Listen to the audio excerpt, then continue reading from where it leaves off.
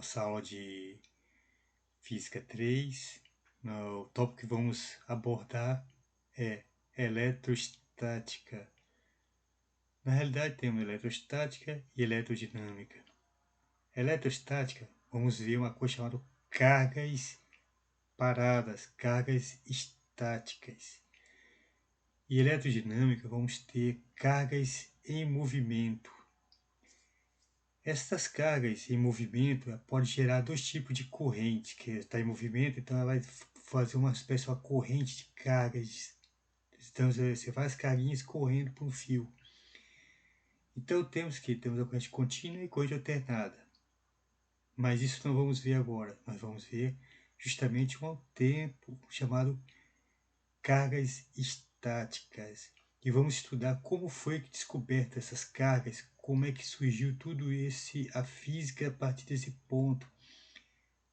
Então, o ponto que nós vamos ver chama-se força elétrica. Bem, aqui nós veremos carga elétrica e eletricidade, princípio de atração e repulsão, condutores e isolantes, processo de eletrização e a lei de Coulomb. Carga elétrica e eletricidade.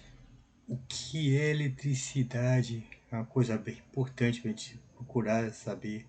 A eletricidade é o ramo da física responsável pelo estudo de quaisquer fenômenos que ocorram por causa de cargas elétricas em repouso ou em movimento, segundo nós falamos. Em repouso, eletrostática e em movimento, eletrodinâmica.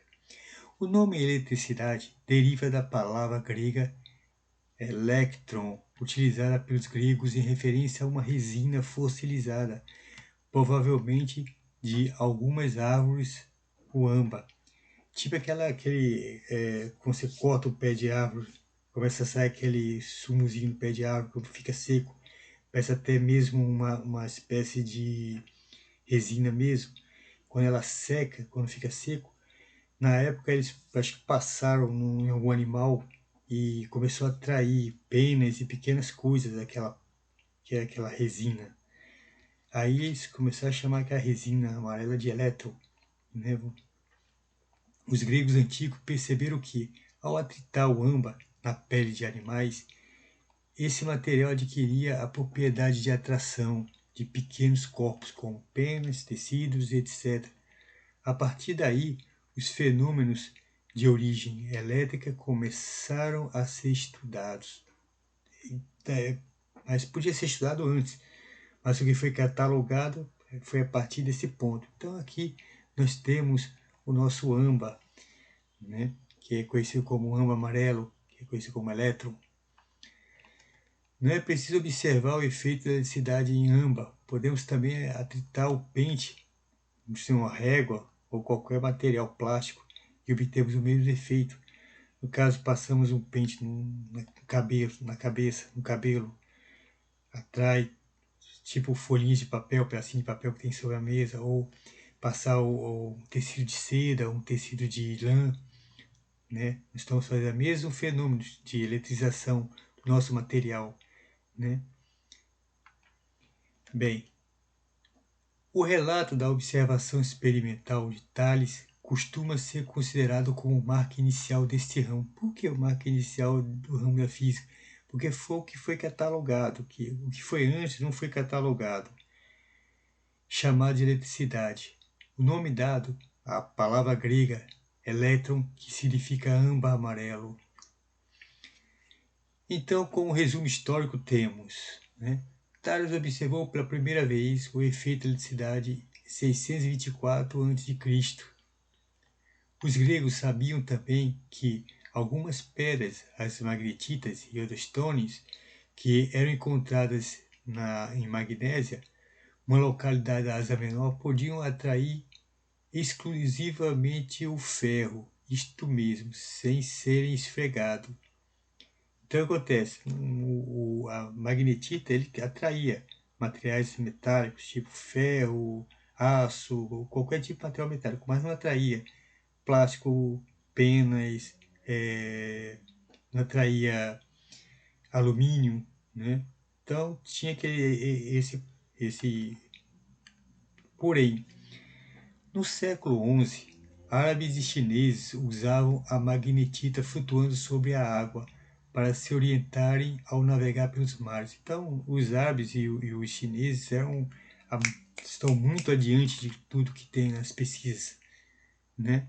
Então, eles botavam sobre um material flutuante dentro de uma cuba com água, uma magnetita, e ele só aponta, como a magnetita, o sul dela só aponta para o norte e o norte dela só aponta para o sul, então a embarcação podia virar para o ponto que fosse, que ela ia marcando justamente a posição, que era leste ou oeste. Então ele sabia exatamente que ponto estava indo e não precisava se localizar pelas estrelas, que antigamente eles se localizavam pelas estrelas, né? Em 1600, William Gilbert estendeu este trabalho e sugeriu a própria Terra composta como um gigantesco ímã. Esse William Gilbert tem um ponto importante da parte elétrica e na parte magnética, que ele fez o primeiro mapa magnético ao redor da Terra, que ele gastou muito dinheiro, gastou quase toda a sua fortuna fazendo isso, né? Para medir o campo magnético, cada ponto, a intensidade, é, e pitch e várias outras coisas. Por volta de 1753, observações de que relâmpagos eram capazes de conferir propriedades magnéticas a peças de ferro sugeriram uma convergência entre a eletricidade e o magnetismo. Né? Em 1753, olha só o tempo que foi. Né? Aí o que acontece? Uma outra forma que tem de magnetizar material, você tem uma agulha, se você pega o martelo e bate na agulha com o martelo, né, você consegue fazer a agulha ficar magnetizada. Então, informação importante. Em 1600, William Gilbert, médico da rainha Elizabeth I, foi o primeiro a distinguir claramente entre os fenômenos elétricos e magnéticos. Então, ele distinguiu lá, né, os fenômenos. Né? Em 1729, Stephen Gray observou que era capaz de transferir a carga elétrica de um bastão de vidro para uma bola de marfim pendurada por um barbante. Que o barbante é isolante, então passava a carga para a bola e não tinha como a carga descarregar, porque o isolante, que é o barbante, não permitia que a carga escoasse. Em 1733, Charles Duffy propôs que existiam dois tipos de cargas que são desobserváveis, como fluxos elétricos, e que as cargas iguais se repelem, enquanto as cargas diferentes se atraem. Em 1750, Benjamin Franklin propôs que um único tipo de fluido flui em um corpo para outro pela fricção, designando de positivamente carregado o corpo que acumulou o fluido e negativamente carregado o corpo que perdeu o fluido. Bem, o que é interessante é que a carga ela entra em movimento. Então temos cargas que mais tarde foi descoberto como cargas positivas e cargas negativas. Então o que acontece? Mesma coisa com o calor. O que o calor faz? O calor ele flui de um canto para outro, ele passa de um canto para outro. Né? Ele flui do canto mais quente para o canto mais frio. Assim também como temos a água, o líquido, um pote cheio, né, com um cano no meio, escoando para o copo vazio e no meio vai gerar uma corrente, vai gerar um fluido. Isso vai fluir de um canto para outro. Então, cargas fluem. Mas o que acontece? Nesse ponto aí tem uma coisa interessante, porque aqui tem um corpo carregado, na verdade. O que é um corpo carregado? Eu posso remover os elétrons. Por que eu posso remover os elétrons? Porque os elétrons têm a mesma carga que o próton. A única diferença é que a massa do elétron é muito pequena, infinitamente pequena que a carga do próton, embora tenha a mesma carga. Mas a massa é pequena. Mas olha só, o que acontece? Tem um corpo aqui, né? Eu retiro todo o elétron desse corpo. Se eu retirar todo o elétron, o que vai ficar no meio desse meu corpo? Carga positiva. Agora, se eu pego esse meu corpo com carga positiva e começo a botar elétrons dele, o que acontece? Eu vou ter um corpo carregado negativamente. A ideia é essa. Em 1753, John Canton descobriu que é possível carregar um objeto metálico isolado eletricamente, mesmo sem tocá-lo fisicamente com outro objeto carregado, que vamos ver sobre a parte de indução elétrica, que é bem interessante. Em 1766, a pedido de Franklin, Presley confirmou que tal resultado, a única força conhecida na época era a força da gravidade proporcional a 1 sobre r ao quadrado. Na época, tinha uma balança chamada balança de Cavendish, que fazia a medida da força da gravidade. Na verdade, media as massas, a atração entre as massas. No caso, coisa que era a massa atrai massa na razão inversa do quadrado da distância. Sabias também que a força no centro de uma distribuição de massa, na forma de uma calota esférica, seria nula. Por analogia, Presley propôs que a força elétrica deveria ser proporcional a 1 sobre r ao quadrado. Em 1785, Coulomb realizou o seguinte experimento. Ele carregou uma quantidade de carga em uma pequena bola de seiva vegetal, chamada pitch, recoberta de ouro, tocando-a com uma outra bola idêntica. Sabia que cada uma delas ficaria com a metade da carga. Então, tem uma carga, tem uma esfera descarregada e outra que eu carrego. Então, quando eu aproximo uma esfera da outra, o que acontece? As cargas que estão nesse corpo vão passar para esse corpo de cá. Quando eu toco, o que acontece? Aqui vai ficar com metade da carga lá de cá e metade da carga do outro lado. Então vai ficar com Q sobre 2. Em 1897, o físico inglês J. Thomson descobriu que o elétron e determinou experimentalmente o coeficiente entre a massa e o valor absoluto da carga, representada por E. Então foi a razão carga-massa. Como foi que ele descobriu isso aqui? Foi com esse material chamado de carga-massa. Do lado de cá é uma bobina, uma espira, do outro lado outra espira, tem uma espira de um lado e espira do outro. No meio temos um globo e esse globo abre tipo como se fosse uma espécie de uma lâmpada. Quando é ligado esse campo, vai gerar um campo magnético aqui, o elétrico vai girar aqui, vai girar com um campo magnético, e esse campo magnético vai abrir nesse centro uma espécie de uma circunferência. E o que eles estão fazendo aqui? Estão medindo justamente o diâmetro dessa circunferência. Então, através de cálculos matemáticos, eles chegam justamente à razão carga-massa, que vai ser 5,7 vezes 10 a menos 12 kg por grau centígrado. Isso é massa por Coulomb, que é a carga elétrica. Coulomb quilograma por Coulomb. Né? Em 1906 e 1913, o físico estadunidense Robert Andrews Millikan conseguiu estabelecer experimentalmente que a carga elétrica é, portanto, indivisível. Por essa razão que chamamos essa carga de carga elétrica elementar. E ela vale justamente que é igual a 1.602.10 elevado a menos 19 Coulomb. Então, se eu tenho uma carga elétrica nesse meu corpo, tem igual a 1.602 vezes 10 menos 19 Coulomb. Mas o interessante é que não temos só uma carga, temos várias cargas. Millikan, porém, passou a considerar que a carga elétrica existente em múltiplos, com várias cargas de E. Então, quando o corpo está eletrizado, a sua quantidade de carga elétrica é Q, com excesso ou com falta, então é dada por. Millikan, porém, passou a considerar que a carga elétrica existe em múltiplos da carga E. Então, não tem só uma carga, tem várias cargas. Então, N é o número de carga que temos lá, e o E é a carga elétrica. E temos aqui o que? Mais ou menos. O mais é carga em excesso e menos é carga em falta. Né? Então, temos Q igual a mais ou menos NE.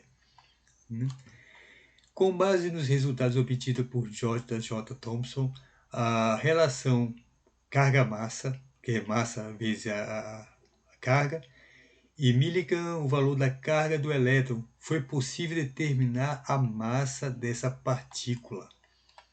Então, temos aqui o que? Massa vezes a carga é igual a 5 vezes 7 vezes 10 a menos 12.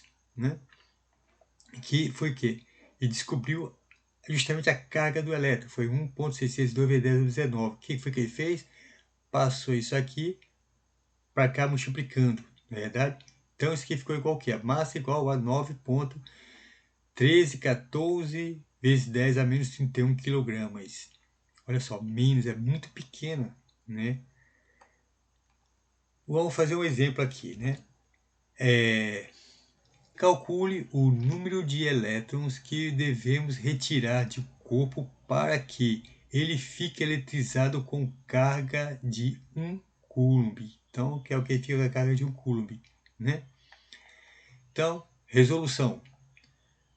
Temos que Q é igual a 1 coulomb, né? E minha carga elétrica é igual a 1,6 vezes 10 a menos 19, né? Coulomb, quer dizer, que é a minha carga elétrica. Então, aplicando a fórmula, temos. Então, como é que é? Quero saber o número de elétrons que tem nesse meu corpo. Já que eu tenho a carga e tenho minha quantidade de elétrons, né? Então, vamos lá. Q é igual a mais ou menos N vezes E, né? Que é igual a o elétron vezes a quantidade de elétrons que tem na minha carga do meu corpo. Então, eu passando meu N, meu E para baixo, né? Meu E passa dividindo, não é verdade? Então vai ficar igual ao quê? 1 coulomb sobre menos. Por que menos? Porque eu botei aqui o menos, porque o corpo, no caso, foi tirado o elétron dele, né? Retirar. Então, retiramos o elétron, então, menos 1,6 vezes 10 a menos 19, né? Então, ficou quanto? Coulomb, né? Coulomb corta com Coulomb, então aqui ficou o quê? Quanto? N igual a 6,25 vezes 10 a 18, o que? Elétrons, né? Agora vamos ver o princípio da atração e repulsão. O princípio da atração e repulsão.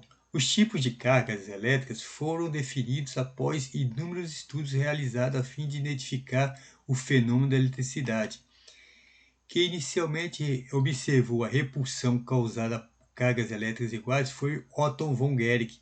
Note que foi um experimento, não foi só de uma pessoa, foi de várias pessoas, de vários países diferentes, e tudo catalogando, cada um estudando, cada um que foi feito. Mas foi em meados de 1730 que o francês Charles Dufay, através de estudos e experimentos realizados, pôde demonstrar a existência da atração e repulsão entre as cargas elétricas. Então, Charles Dufay conseguiu notar isso aí, que as cargas elétricas, elas ou repeliam ou se atraíam uma entre outra. Então, olha só, enfim, após inúmeras pesquisas e experimentos e observações feitas com prótons, elétrons e os nêutrons, os físicos chegaram à seguinte conclusão: cargas iguais se repelem, tanto positiva quanto negativa, e cargas diferentes, ou aqui positiva que negativa, aqui positiva que negativa, se atraem. Verdade? E outra coisa, e os nêutrons? Os nêutrons não exercem fenômeno nenhum.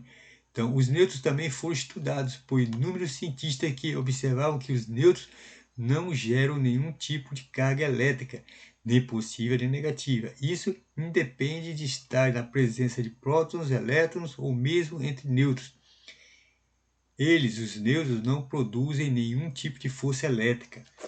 Outra coisa também que vai ficar bem assim, interessante. Vamos supor, eu tenho um próton e tenho um elétron.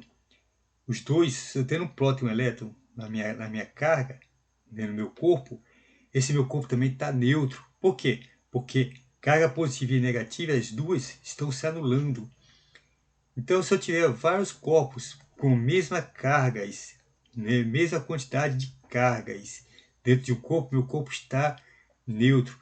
Agora, se eu remover elétrons desse corpo, meu corpo ficar possivelmente carregado. Se eu colocar mais elétron, vai ficar o quê? Negativamente carregado. Agora vamos ver uma coisa interessante, que é os condutores e os isolantes, né? Então temos aqui o isolante. A madeira é o isolante, né? Madeira é um material isolante que não há transferência de carga pelo contato da madeira. Então tem uma carregado possivelmente sem elétron nenhum e um descarregado lá de cá. Eu toco a madeira e não consegue descarregar nada. Agora, o metal, o que acontece com o metal? Eu tenho vários elétrons de um lado. Quando eu coloco o metal é um meio por onde flui a minha carga. Então acontece, as cargas todas fluem para essa outra esfera lá de cá. Então o metal é um material condutor. Neste caso, a transferência de cargas devido ao material metálico. Então, a mesma coisa, o metal é um bom condutor tanto de calor quanto de corrente elétrica, né? E madeira já é um mau condutor, né? Qual a diferença entre isolantes e condutores? Nos materiais condutores, as cargas elétricas se movimentam com mais liberdade em função dos elétrons livres presentes na sua camada de valência. Então acontece, eu tenho um material metálico aqui. Então eu tenho um metálico, está aqui e tem cheio de elétrons, tudo pulsando aqui por cima. Ele tanto conduz calor, né, que os elétrons vão atingir uma energia cinética grande e vai para determinado local, quanto a eletricidade. A eletricidade, se eu boto bastante carga lá de cá, essas cargas que são elétricas vão fluir no sentido. Por isso, para um escoar para uma terra ou para um outro meio que tenha menos elétrons, né? A ligação dos elétrons livres com os núcleos atômicos é bastante fraca. Assim, entre os elétrons têm tendência para ser doados, movimentam-se e espalham, facilitando a passagem da eletricidade. São exemplos de condutores elétricos os metais em geral, tais como cobre, ferro, ouro e a prata, né? O mau condutor seria, por exemplo, o alumínio, mas o alumínio conduz, né?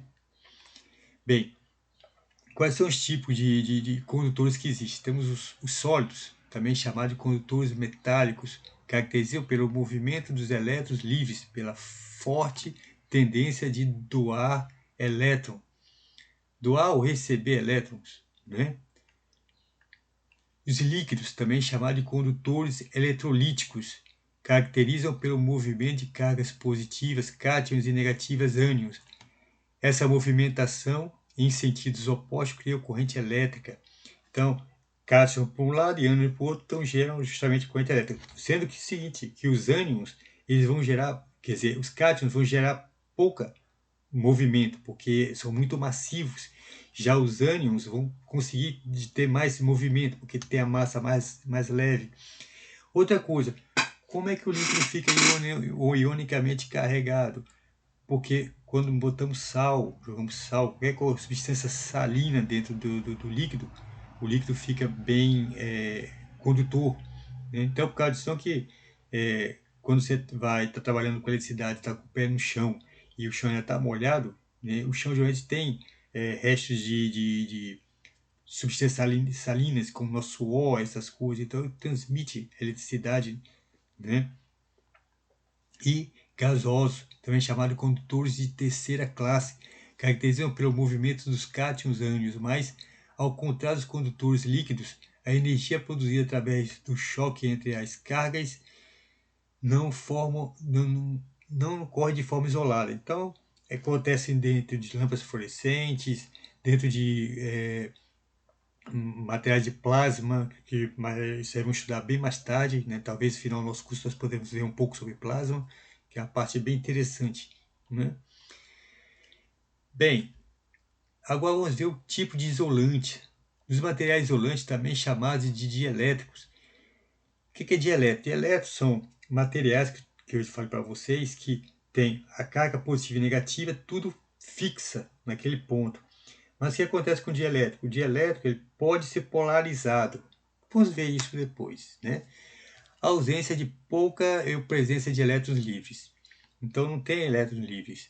Isso faz com que os elétrons dos isolantes estejam fortemente ligados ao núcleo, o que inibe a sua movimentação. São exemplos de isolante elétrico a borracha, isopor, a lã, a madeira, o plástico, o papel, o vácuo e o vidro, né? Vamos agora estudar o processo de eletrização, né? Quais são os tipos de processo de eletrização? Então, todos os corpos ou materiais são constituídos por átomos e estes são formados por partículas menores, denominados elétrons, prótons e nêutrons.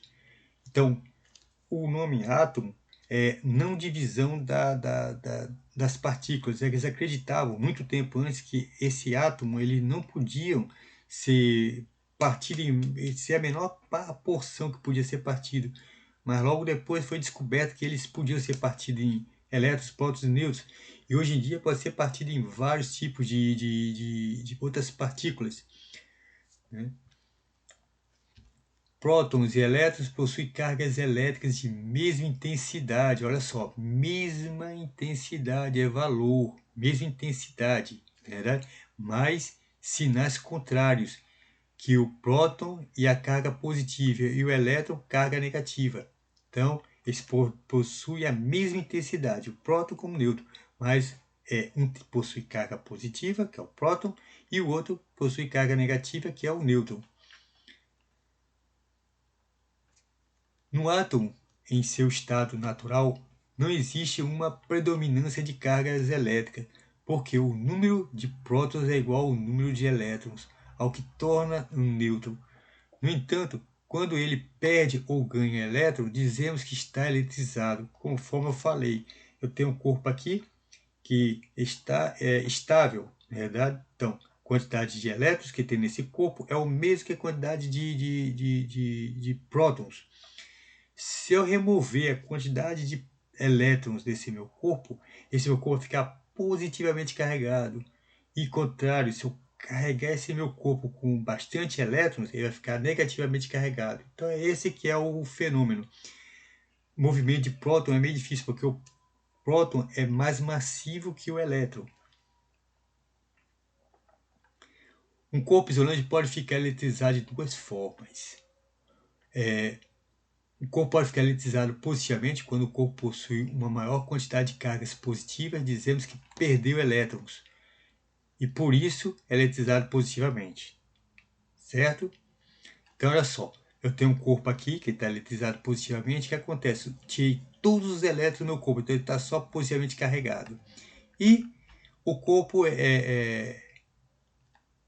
isolante pode ficar eletrizado, quer dizer, negativamente.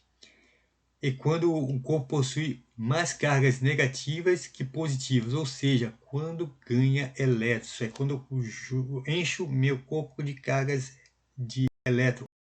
Então, temos aqui o mesmo quantidade de prótons, mas eu enchi meu corpo cheio de elétrons.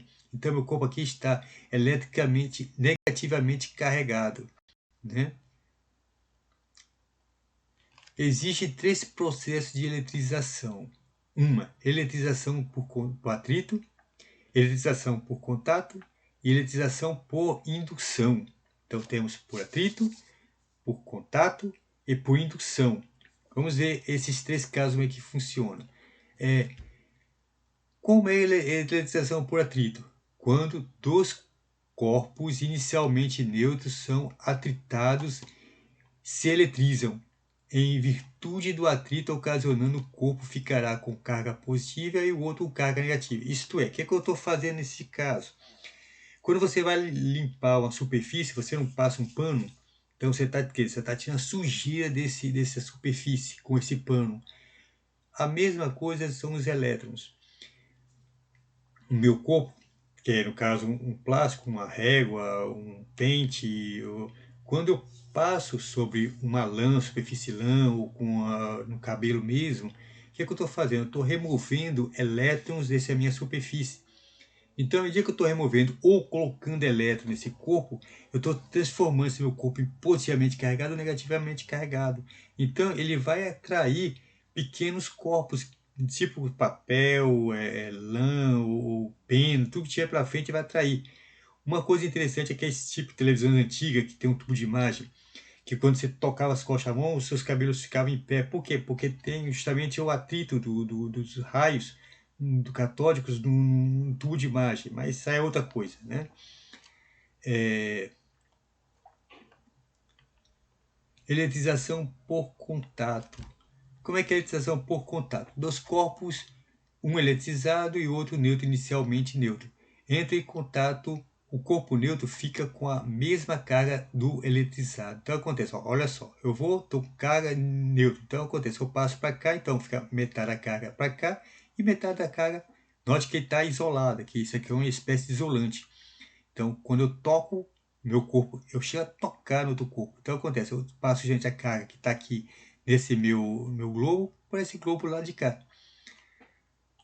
E temos o terceiro tipo de eletrização, que é por indução. O que é por indução? Parece mágica. Eu aproximo somente o meu corpo da minha esfera. Então, assim, quando a eletrização de um corpo inicialmente neutro é induzido, acontece por uma simples aproximação de um corpo carregado, o indutor, sem que haja contato entre os corpos.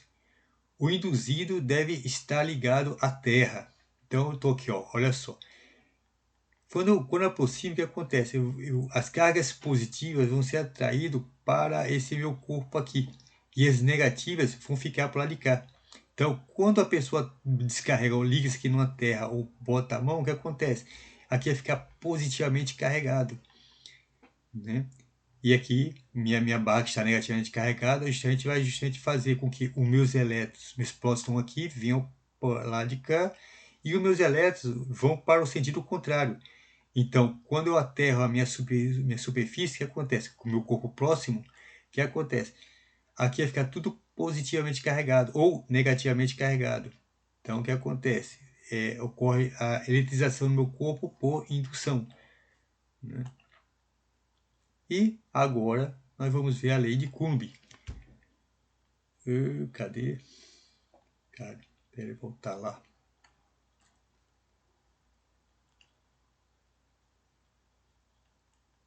Opa.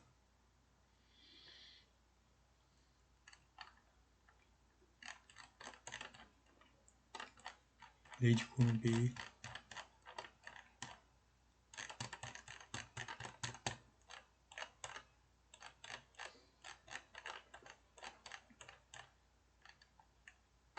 Pronto.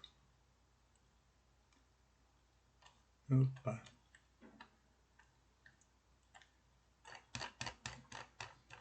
Lei de Coulomb. Aqui, lei de Coulomb. Bem, a lei de Coulomb é uma lei experimental da física que descreve a interação eletrostática entre as partículas eletricamente carregadas e foi formulada e publicada pela primeira vez em 1783 pelo físico francês Charles Augustin de Coulomb e foi essencial para o desenvolvimento do estudo da eletricidade. Esta lei estabelece que o módulo da força entre a carga elétrica pontiforme Q1 e Q2 diretamente proporcional ao produto dos valores absolutos módulos das duas cargas é inversamente proporcional ao quadrado da distância entre eles. Isto é, note só, nós vimos na parte da massa em Física 1, massa atrai massa na razão inversa do quadrado da distância. A mesma coisa vamos ver na parte da eletricidade. Carga atrai ou repele carga na razão inversa do quadrado da distância entre eles. Então acontece, esta força pode ser tanto atrativa como repulsiva, dependendo do sinal. Então note, vamos dar um exemplo mais prático aí. Vocês já mexeram com ímã já? Quando você aproxima um ímã do outro, dependendo da parte, um atraindo o outro, repelindo o outro, o que acontece? Quando você aproxima um ímã do outro, o que acontece? Um está distante, ele está gerando uma força pequena em relação ao outro. À medida que você vai aproximando, você vai sentindo a força cada vez mais forte. À medida que você aproxima bem mais, ele fica bem mais forte, segura até que ele cola um no outro. Por quê? Porque a distância entre eles está bem pequena, então a distância está ao quadrado. Então, se eu estou a uma distância bem grande, a distância ao quadrado bem grande sobre uma distância quadrada vai tender a zero, entendeu? Um número muito pequeno. E à medida que for aproximando, o que acontece? O de baixo, o número que tem embaixo, verdade? vai o quê? Vai começar o quê? A aumentar muito, né? Então é isso. À medida que eu aproximo os corpos, o que acontece? A distância é menor. Então, sendo menor, um número grande sobre um número menor, vai dar um número o quê? Vai dar um número bem maior. Se eu aumentar o número de baixo, à medida que eu vou aumentando, o que acontece? Eu vou reduzindo o valor da minha força. Por exemplo, 1 sobre 1 é igual a 1. 1 sobre 0,1 é igual a quanto? É igual a 10. 1 sobre 0,01 é igual a quê? É igual a 100. À medida que eu for reduzindo mais a minha parte de baixo, reduzindo, o que acontece com a parte de cima? Eu vou aumentando mais. Então, a lei de Coulomb afirma que a magnitude das forças eletrostáticas com as quais as duas cargas pontuais em repouso interagem é diretamente proporcional ao produto das magnitudes em ambas as cargas e inversamente proporcional ao quadrado da distância que separa. Então, através desse valor, dessa descoberta por Coulomb, na verdade, nós podemos fazer vários cálculos, justamente por vetores, né? A gente utiliza uma força de sentido para um lado e a força de sentido para o outro e o raio. Temos a carga 1 e a carga 2, então nós podemos justamente saber a força que uma carga está exercendo sobre outra. A força eletrostática atua ao longo da linha reta entre as cargas. Se ambas as cargas possuem o mesmo sinal, a força eletrostática entre elas será de repulsão. Se possuírem de sinais diferentes, a força entre elas será de atração. Então, aqui são as cargas, né, iguais. Então, ou uma está para um lado, está para o outro. Se aqui fosse positiva e aqui fosse negativa, a força seria para dentro, né? A força eletrostática atua ao longo da linha reta entre as cargas. Se ambas as cargas possuem o mesmo sinal, a força eletrostática entre elas será de repulsão. Mesmo sinal, repulsão. Se for contrária, atração. Então, o que Coulomb fez esse negócio? Aquela forma nós falamos. Descobriu que mantendo as cargas constantes pela força proporcional a 1 sobre r ao quadrado, enquanto mantendo a distância fixa a força proporcional ao produto das cargas, ou seja, só. Então acontece, temos a força. Força é igual a quê? K, que é uma constante que eles conseguiram achar, que no caso gravitacional da força da gravidade é um Gzão, que é igual a massa menor com massa maior sobre o raio ao quadrado. No caso da eletricidade, temos o K, que vamos ver como é que foi descoberto, que é igual a carga de um lado vezes a carga do outro sobre a distância entre elas ao quadrado. E como Coulomb chegou a essa dedução? Através de um aparato no qual era conhecido como balança de torção, balança de Coulomb, no qual teve o seu predecessor a balança de Cavendish, no qual media a interação entre as massas que nós vimos, né? Através daquele balança de Cavendish, que media massa com massa, massa atrai massa na razão inversa do quadrado da distância. Então a mesma coisa é carga. Carga atrai ou repele carga na razão inversa do quadrado da distância. A partir deste aparato, chegou a uma constante chamada constante de Coulomb, que nós fomos esse K aqui. Então ele achou que esse K valia 1 sobre 4 π epsilon 0, né? Que foi por aproximação. Que deu igual aqui. Qual o valor desse K aqui? 8,98 vezes 10 a 9. Que nós podemos aproximar isso para 9 vezes 10 elevado a 9 Newton vezes metro ao quadrado sobre Coulomb ao quadrado, né? Então, como funciona essa balança de Coulomb? Balança de torção ou de Coulomb, né? Então, temos aqui o que? Nós aproximamos uma régua ou qualquer material, né, sobre esse, carregamos aqui o material positivamente e carregamos aqui negativamente. Então, acontece, essas esferas aqui vão atrair uma a outra. Com essa régua aqui, acontece que temos o espelho e aqui temos o raio de luz. Então, esse raio bate nesse espelho e vai marcar nesta régua justamente a distância que está do centro. Quando está descarregado, ele está no centro da régua direitinho. À medida que eu vou carregando, o que acontece? Vai variando a distância do meu feixe em relação a essa minha régua. Através de cálculos matemáticos, eu consigo obter a minha força, né? Minha constante, né? Aqui é outra tipo balança de torção, como é que ela funciona, né? Então acontece, aproximava um corpo carregado aqui em cima, negativamente, aqui embaixo positivamente, ou positivo aqui, positivamente aqui. Então ele carregava essas esferas aqui, né? Isso aqui é o fio de torção, é um fio de material metálico que ele, quando ele flexionava, aparecia, ele via, quando voltava ele, tipo a mola, né? Foi como o Coulomb chegou às deduções. Então vamos lá, um exemplo, né? Calcula a intensidade da força elétrica entre duas cargas de 1 Coulomb, cada uma situadas a 1 metro uma da outra. Então, vamos ver a resolução. Temos a carga 1, que são as duas cargas, é 1 Coulomb. Carga 2, 1 Coulomb. A distância, 1 metro. A constante é igual a 9 vezes 10 é 9 newton, que é 8 pontos qualquer coisa, a gente aproxima de 9, né? Que é aproximadamente igual a 9. Né? Logo, utilizando as fórmulas, temos a força é igual a nosso K0 vezes carga de 1 vezes a carga de 2 sobre a distância ao quadrado, que é carga atrai ou repele carga na razão inversa do quadrado da distância. Então, logo, a minha força é igual a 9 vezes 10 a 9, né? Que é o meu K, né? K0, que é a minha constante, né? Vezes 1, que é um Coulomb, vezes 1 Coulomb, sobre o que? A minha distância ao quadrado, que é 1 metro. Então, 1 metro ao quadrado aqui. Então, 1 ao quadrado. Então, logo, a minha força vai ser igual a quanto? Vai ser 9 vezes 10 a 9 newtons. Então, obrigado por assistir a nossa aula. Né? Um grande abraço. Um abração.